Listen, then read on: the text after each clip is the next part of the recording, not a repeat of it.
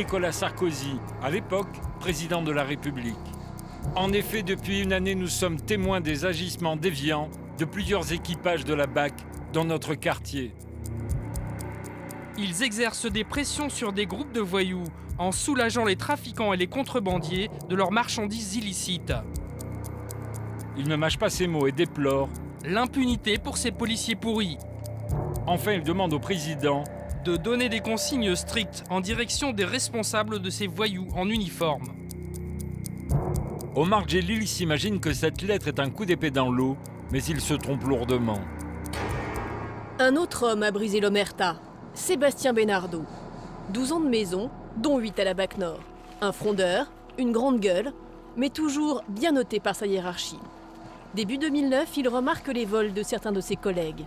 Parce qu'il a osé dénoncer, il a été sanctionné avant d'être suspendu. Courageux, il s'exprime pour la première fois devant une caméra. Aujourd'hui, on montre du doigt ceux qui ont dénoncé ces faits, on ne montre pas ceux qui étaient les voleurs. Alors aujourd'hui, conseil d'homme, celui qui veut dénoncer quelque chose dans la police, il vaut mieux qu'il se taise, parce que